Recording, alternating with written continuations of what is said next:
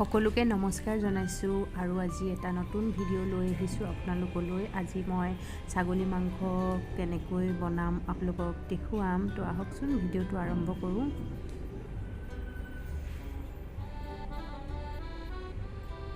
ছাগলী মাংস, আলু, বিলাহী, পিঁয়াজ, আদা নহৰু, জলকীয়া আৰু লং, ইলাচি, দালচেনি, তেজপাত।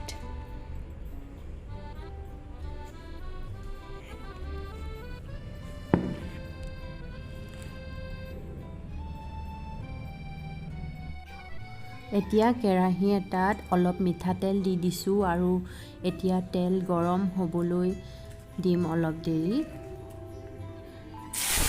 আৰু এতিয়া অলপ পিঁয়াজ দি দিছোঁ।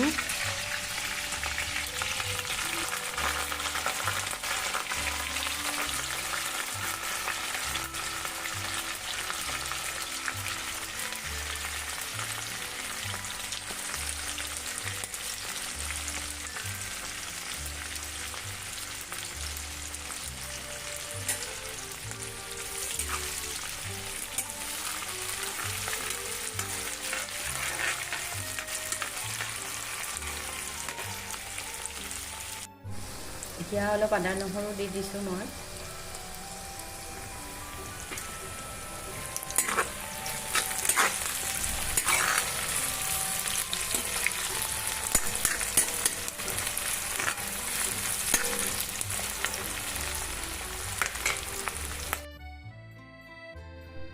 এতিয়া ছাগলী মাংস, আলু, বিলাহী সকলো মই একেলগেই দি দিছোঁ আৰু মছলাখিনিৰ লগত এতিয়া ধুনীয়াকৈ অলপ ভাজি ল'ম।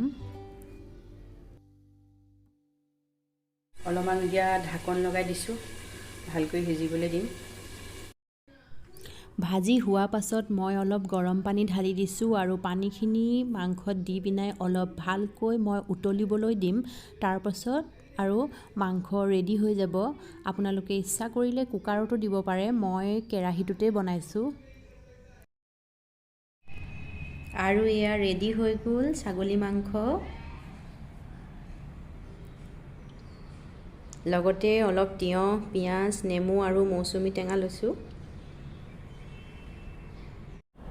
আৰু আজিলৈ আমাৰ ভিডিঅ'টো ইমানেই আছিলে। আপোনালোকে যদি আমাৰ ভিডিঅ'টো চাই ভাল পালে তেতিয়াহ'লে লাইক, ছাবস্ক্ৰাইব আৰু কমেণ্ট কৰিবলৈ নাপাহৰিব। বাই।